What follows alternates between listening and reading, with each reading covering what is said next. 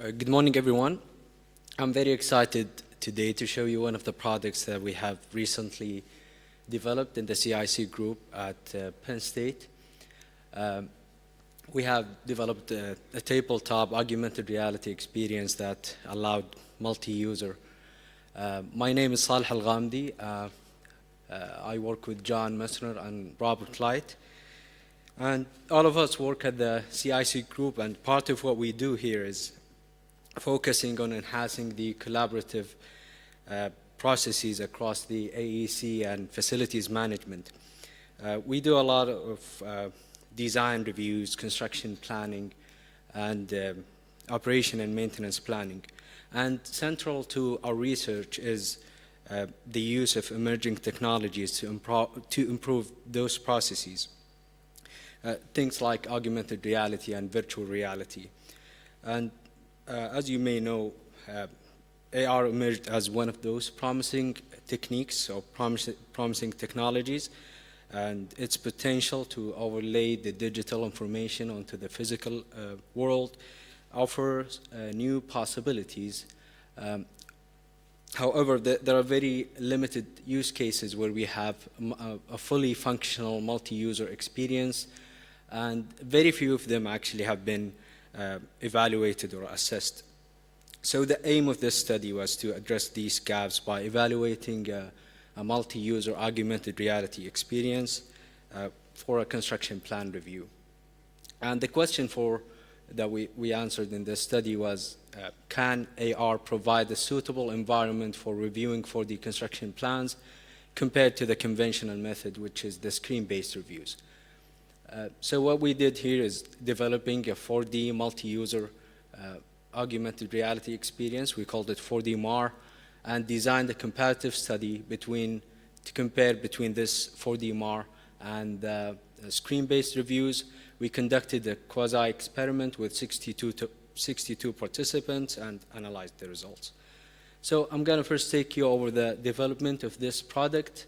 We have started with developing a 4D model. This 4D model was for one of the buildings on campus, on Penn State campus. It's for the STEAM services. And we've added some flaws or mistakes to this model just to bring up some conversation elements while reviewing this model. Things like logistic errors or sequencing error or some missing objects. We've also optimized the 3D meshes, and that may not be the best approach, but in our case, we realized that augmented reality headsets can only handle certain number of polygons at the same time. So we needed to reduce the number of meshes or polygons to optimize the view. Then the next 3 steps were done in Unity and using also a Photon networking platform to create a multi-user experience. We used the recent advancement in the Oculus package, which is the shared spatial anchor, to allow for a local multi-user experience. And we've added some features like the slider to navigate time in the 4D model and pinching to move the object. We tried to mimic what we have in Navisworks because we used that to compare between the two environments.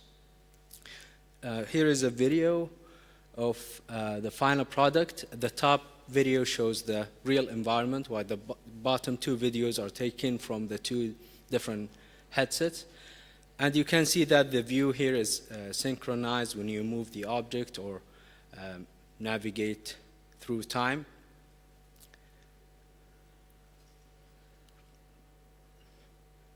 And you can see the slider here we use to navigate through the sequence of the construction.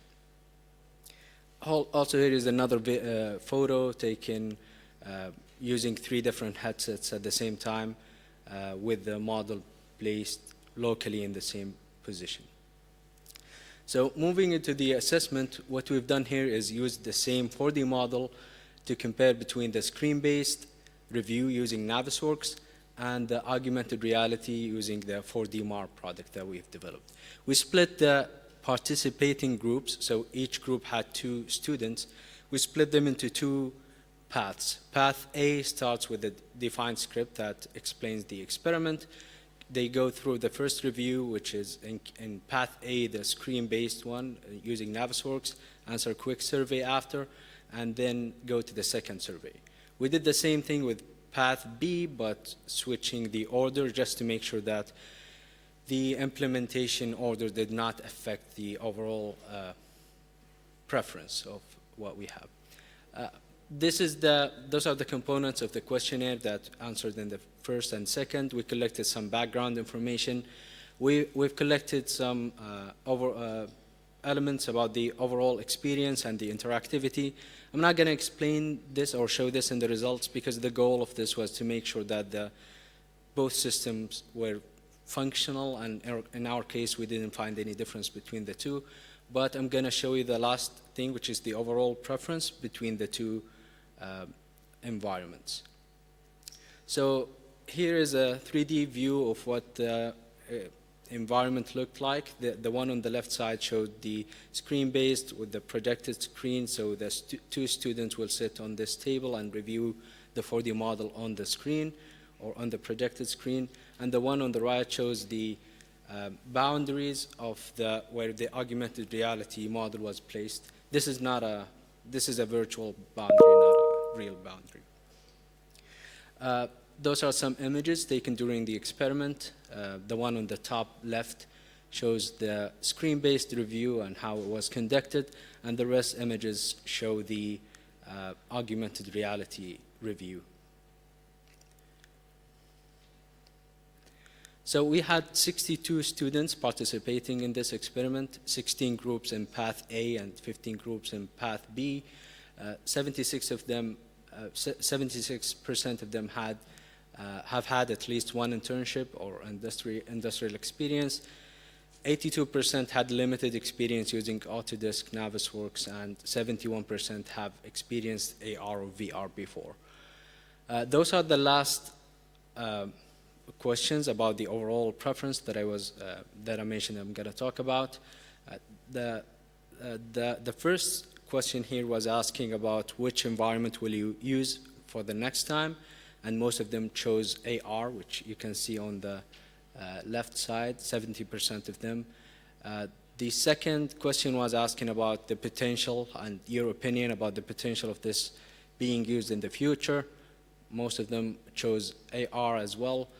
The next one was asking about the spatial awareness or the overall realism, and this was very interesting because the majority of them had felt that AR provided them with a sense of depth more compared to the conventional method or the screen-based.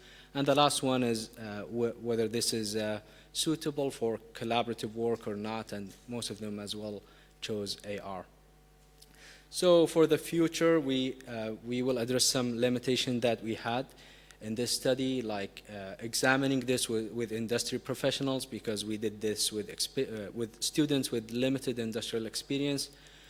And we also will be incorporating explicit flaw identification or opportunities identification in the experiment, because we did not ask for that specifically previously in this experiment.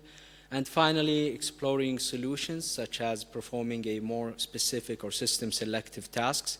Rather than looking at the whole model, we would look into a